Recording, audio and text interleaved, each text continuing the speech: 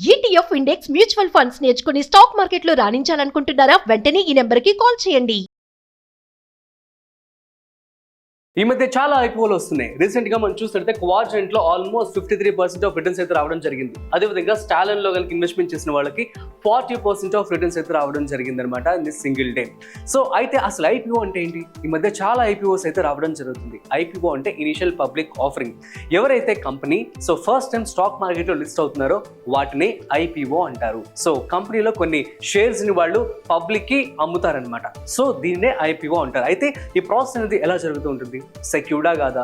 ఎలా పెట్టుబడి పెట్టాల్సి ఉంటుంది? అట్ ది సేమ్ టైం దీన్ని ఎవరు రెగ్యులేటరీ చేస్తూ ఉంటారు?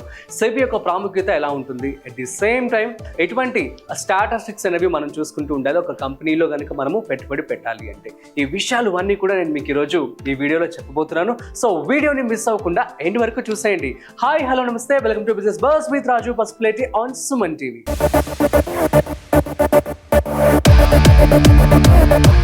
IPO, initial public offering. Initial public offering అంటే ఒక company, let's take one company. So Suman TV company, Suman TV అనే కంపెనీ హెడ్ క్వార్టర్స్ వచ్చేసి హైదరాబాద్లో ఉంది. అయితే ఈ యొక్క కంపెనీని ఆల్మోస్ట్ కొన్ని ప్రదేశాల్లో ఎక్స్పాండ్ చేయాలని చెప్పి అనుకుంటున్నారు. సో త్రూఅవుట్ ఇండియా మల్టిపుల్ లెవెల్లో దీన్ని ఎక్స్పాండ్ చేయాలని చెప్పి అనుకుంటున్నారు. సో ఎక్స్పాండ్ చేయాలంటే చాలా ఇన్వెంటరీ ఖర్చు అవుతుంది, క్యాపిటల్ ఇన్వెస్ట్మెంట్ కూడా చాలా ఖర్చు అవుతుంది. సో మరి కావాలంటే చాలా డబ్బులు కావాల్సి ఉంటుంది కదా. ఈ డబ్బులు కావాలంటే మనం ఏం చేస్తూ ఉంటాం? యూజువల్గా బ్యాంక్ దగ్గరికి వెళ్ళి లోన్ తీసుకుంటాం. సో లోన్ తీసుకోవాలి అనుకున్నట్లయితే సో దానికి సంబంధించి వడ్డీ కూడా మనం పే చేయాల్సి ఉంటుంది కదా.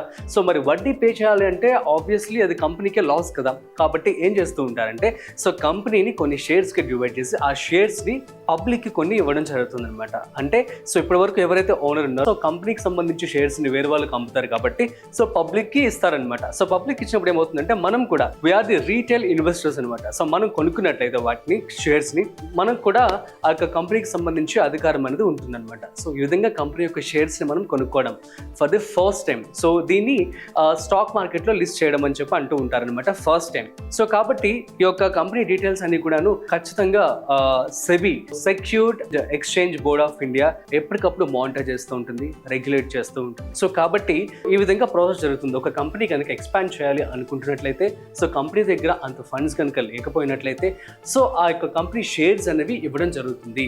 సో పబ్లిక్ ఆఫర్ చేస్తారనమాట. సో దట్ మనం కొనుక్కోవచ్చు. దీని ద్వారా సో కంపెనీ లిస్ట్ అయినటువంటి రోజు ఉంటుంది కదా, ఆ రోజు లిస్ట్ అయినప్పుడు సో పాజిటివ్గా అదే అనమాట. ఇక్కడ మనం చూస్తున్నాం క్వాడ్రంట్ అనే ఒక కంపెనీ సో స్టాక్ మార్కెట్లో లిస్ట్ అయిన ఫస్ట్ రోజే 53% ఆఫ్ రిటర్న్స్ ఇవ్వడం జరిగింది అనమాట.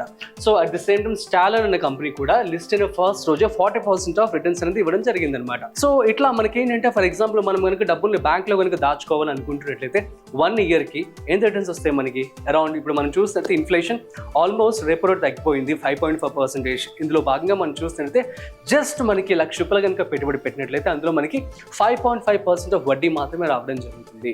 సో ఈవెన్ అదర్ ఇన్వెస్ట్మెంట్స్లో కూడా మీరు చేసినా కూడా ఇన్ని రిటర్న్స్ రావన్నమాట. కాబట్టి సో కంపెనీస్ ఎప్పుడైతే ఇట్లాగా వెల్త్ ఉన్నటువంటి కంపెనీస్ అండ్ గుడ్ విల్ ఉన్నటువంటి కంపెనీస్ అన్ని కూడాను ఈ విధంగా ఐపీఓకి రావడం జరుగుతుంది. అట్ ది సేమ్ టైం వచ్చిన తర్వాత కంపెనీ కనుక పాజిటివ్ గా మంచిగా లిస్ట్ అయినట్లయితే రిటర్న్స్ కూడా మనకి చాలా ఎక్కువగా రావడం జరుగుతుంది. సో దీనికి సంబంధించి మరికొన్ని ఎగ్జాంపుల్స్ అయితే చెప్తాను. ఏదైనా కంపెనీ కనుక ఐపీఓ వరకు వెళ్ళాలి అని చెప్పి అనుకుంటున్నట్టయితే SEBI, so securities and exchange board of India, వీళ్ళు రెగ్యులేట్ చేస్తూ ఉంటారు అనమాట. ఏదైనా కంపెనీ ఐపీఓలోకి రావాలంటే సెబీ అప్రూవ్ చేయాల్సి ఉంటుంది. సెబీ అప్రూవ్ అయిన తర్వాత మాత్రమే ఐపీఓకి లిస్ట్ అవుతుంది. కంపెనీ యొక్క స్టాటిస్టిక్స్ ఎలా ఉన్నాయి, వారి యొక్క మొత్తం ఎవ్రీథింగ్ ప్రతిదీ కూడా మానిటర్ చేస్తారనమాట. అన్ని కూడా ట్రాన్స్పరెంట్ గా ఉంటాయి. ఈవెన్ ద నెట్వర్క్ కావచ్చు, what ever the turn over కావచ్చు, ప్రతిదీ కూడా వారికి ఉన్నటువంటి అప్పులు ఇవన్నీ కూడాను ట్రాన్స్పరెంట్ గా చూపించాల్సి ఉంటుంది. దీనికి సంబంధించి DRHP, draft trade hearing prospects అని చెప్పి వాళ్ళు మొత్తం కంపెనీని స్టడీ చేసి దానికి సంబంధించినటువంటి డీటెయిల్స్ అన్ని కూడా మనకి ఇవ్వడం జరుగుతుంది. ఈ డీటెయిల్స్ అన్ని కూడా మనకి డిఆర్హెచ్పి అనే వెబ్సైట్ లోకి వెళ్ళి దొరుకుతాయి. సో ఫర్ ఎగ్జాంపుల్ ఇప్పుడు మనకి చాలా ఐపీఓస్ అయితే రాబోతున్నాయి. అందులో భాగంగా నేను మీకు ఈ యొక్క ఐపీఓ వీడియో అయితే చేయడం జరుగుతుంది అనమాట. సో అందులో భాగంగా సెబీ అనేది రెగ్యులేట్ చేస్తూ ఉంటుంది. ఒకవేళ సెబీ కనుక రెగ్యులేట్ చేయకపోతే ఏమవుతాయి? చాలా మంది ఫేక్ గా కూడా మార్కెట్లోకి రావడం జరుగుతుంది. సో దాని ద్వారా ఏంటంటే జనాలు డబ్బులు లూజ్ అవుతారు. సో అందుకని చెప్పి సెబీ వాళ్ళు రెగ్యులేట్ చేస్తూ ఉంటారు దీన్ని. సో అయితే మరి ఇందులో ఎవరెవరు ఇన్వెస్ట్మెంట్ చేసుకోవచ్చు? ఇందులో మీరు 4 రకాల వ్యక్తులు ఇన్వెస్ట్మెంట్ చేసుకోవచ్చు. సో నెంబర్ 1 వచ్చేసి రీటైల్ ఇన్వెస్టర్స్ అంటే మనం వీ కెన్ ఇన్వెస్ట్. ఇందులో మనము 2 లక్షల రూపాయల కంటే తక్కువ మనము పెట్టుబడి పెట్టుకోవచ్చు. అది కూడా ఏంటంటే సో ఇప్పుడు ప్రజెంట్ మనకి థర్డ్ పార్టీ యాప్స్ అని కూడా రావడం జరిగింది కదా, అప్ స్టాక్స్ కావచ్చు, జెరోదా, ఏంజల్ వన్, ఇవన్నీ స్టాక్ బ్రోకింగ్ కంపెనీస్ అనమాట. సో ఈ యొక్క యాప్స్ లో మీరు కనుక ఇన్వెస్ట్మెంట్ చేయాలి అనుకుంటున్నట్లయితే ఇందులో మీరు లెస్ దెన్ 2 lakhs వరకు ఇన్వెస్ట్మెంట్ చేసుకోగలరు. అదే నెంబర్ 2, ఒకవేళ అంతకంటే ఎక్కువ కనుక మీరు ఇన్వెస్ట్మెంట్ చేసుకోవాలి అనుకున్నట్లయితే so you will come to under non institutional investors కింద వస్తారనమాట. సో దీనికి సంబంధించి మీకు ఖచ్చితంగా నెట్ బ్యాంకింగ్ అయితే కావాల్సి ఉంటుంది. ఇందులో మీరు 2 lakhs కంటే ఎక్కువ డబ్బులు పెట్టి మీరు పెట్టుబడి పెట్టుకోవచ్చు.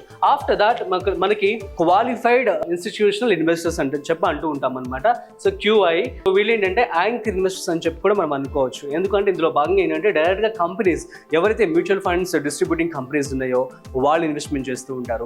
And stock broking companies, so వీళ్ళందరూ కూడా క్రోర్స్ లోనే ఇన్వెస్ట్మెంట్ చేయడం జరుగుతుంది అనమాట. ఆఫ్టర్ దట్ నెంబర్ 4 వచ్చేసి ఎంప్లాయీస్. ఫర్ ఎగ్జాంపుల్ ఒక కంపెనీలో ఎంప్లాయీ కనుక పర్ఫార్మెన్స్ బాగున్నట్లయితే ఆబ్వియస్లీ కంపెనీలో వాళ్ళకు కూడా కొన్ని షేర్స్ అనేవి ఇవ్వడం జరుగుతుంది అనమాట. అందులో భాగంగా ఆ షేర్స్ వాళ్ళు కూడా పెట్టుకోవచ్చు. ఫర్ ఎగ్జాంపుల్ ఒక కంపెనీని 4 ఫ్రెండ్స్ కలిసి స్టార్ట్ చేశారు.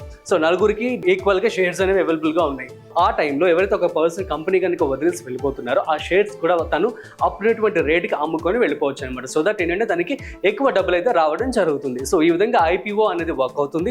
సో IPO అంటే ఇనిషియల్ పబ్లిక్ ఆఫరింగ్. సో ఒక కంపెనీ ఫస్ట్ టైం స్టాక్ మార్కెట్లో లిస్ట్ అవ్వడాన్ని మనము IPO అని చెప్పి అంటూ ఉంటాము. సో అయితే ఈ వీడియో మీకు క్లియర్గా ఉందని చెప్పి అనుకుంటాను. ఇందులో కనుక మీరు పెట్టుబడి పెట్టినట్లయితే కంపెనీ యొక్క పర్ఫార్మెన్స్ని బట్టి, సో చాలా మంది కూడాను కొన్ని కంపెనీస్ పాజిటివ్గా లిస్ట్ అవ్వవు, కొన్ని కంపెనీస్ నెగిటివ్గా కూడా లిస్ట్ అవుతూ ఉంటాయి. కాబట్టి మీరు కంపెనీ యొక్క బ్యాక్గ్రౌండ్ కావచ్చు, కంపెనీ మొత్తం కూడా మీరు వెరిఫికేషన్ చేసుకోవాల్సి ఉంటుంది. ఆఫ్టర్ దట్ ఓన్లీ మీరు పెట్టుబడి పెట్టుకోవాలి. మరి IPOలో అడ్వాంటేజెస్ ఏంటి? IPO వల్ల కంపెనీకి చాలా అడ్వాంటేజెస్ ఉంటాయి. ఇందులో భాగంగా కంపెనీ యొక్క పేరు అనేది బాగా పెరుగుతుంది. అట్ ది సేమ్ టైం కంపెనీకి మనీ కూడా రావడం జరుగుతుంది. సో కంపెనీ యొక్క వాల్యుయేషన్ పెరుగుతుంది. At the same time so company expand చేసుకోవడానికి ఇందాక మనం చెప్పుకున్నట్లుగా ఎవరి దగ్గరకు వెళ్ళి అప్పు తీసుకోవాల్సిన అవసరం లేదు. డైరెక్ట్గా పబ్లిక్ ఎలాగో షేర్స్ అనేది ఇవ్వడం జరిగింది కాబట్టి సో డబ్బులు డైరెక్ట్గా కంపెనీకి రావడం జరుగుతుంది. ఆ యొక్క కంపెనీ డీటెయిల్స్ అనేవి కూడా ఎలా అసలు ఎక్కడ పెట్టుబడి పెడతారో కూడా క్లియర్గా మనకి ఇందులో ఇవ్వడం జరుగుతుంది. కాబట్టి సో నో ప్రాబ్లం. సో కంపెనీకే positive sign. At the same time దీని ద్వారా అందరూ కూడాను డబ్బులు కూడా చక్కగా సంపాదించుకోవచ్చు. సో ఒక తెలివైన పద్ధతిలో నేను చెప్పాను, కానీ ఎవరో చెప్పారని చెప్పి మాత్రం మీరు పెట్టుబడి పెట్టుకోమాకండి. సో IPO గురించి ఓవర్వ్యూ అయితే మీకు ఇవ్వడం జరిగింది. సో మీకు నచ్చిన IPOలో మీరు ఇన్వెస్ట్మెంట్ చేసుకోండి. రేపటి నుంచి చాలా IPOలు అయితే రాబోతున్నాయి. అయితే దీనికి సంబంధించి ఎక్కడికి మనం వెళ్ళి కంపెనీ గురించి స్టడీ చేసుకోవాలి, అదేవిధంగా ఈ కంపెనీ యొక్క డీటెయిల్స్ అన్ని ఎక్కడ ఉంటాయంటే DRHP, డ్రాఫ్టెడ్ హియరింగ్ ప్రాస్పెక్ట్స్ అని చెప్పి వీళ్ళు ఏంటంటే సెబీ వాళ్ళ దగ్గర నుంచి రెగ్యులేట్ చేస్తూ ఉంటుంది. కాబట్టి సో వీళ్ళు ఫుల్ డేటా కూడా ఇవ్వడం జరుగుతుంది. ఫర్ ఎగ్జాంపుల్ ఏ కంపెనీ తీసుకున్నా కూడాను. సో నెక్స్ట్ వచ్చేటువంటి IPOs ఏవైతే ఉన్నాయో వాటి గురించి నేను ఎక్స్ప్లెయిన్ చేస్తూ కంపెనీ యొక్క డీటెయిల్స్ అన్ని కూడా క్లియర్గా మీకు చెప్పడం జరుగుతుంది. So stay tune to Suman TV. So మరొక ఇంట్రెస్టింగ్ కాంటెంట్తో మళ్ళీ కలుద్దాం. అంతవరకు చూస్తూనే ఉండండి Suman TV. This is Rajiv signing off. Video నచ్చినట్లయితే like, share and subscribe. Thanks for watching.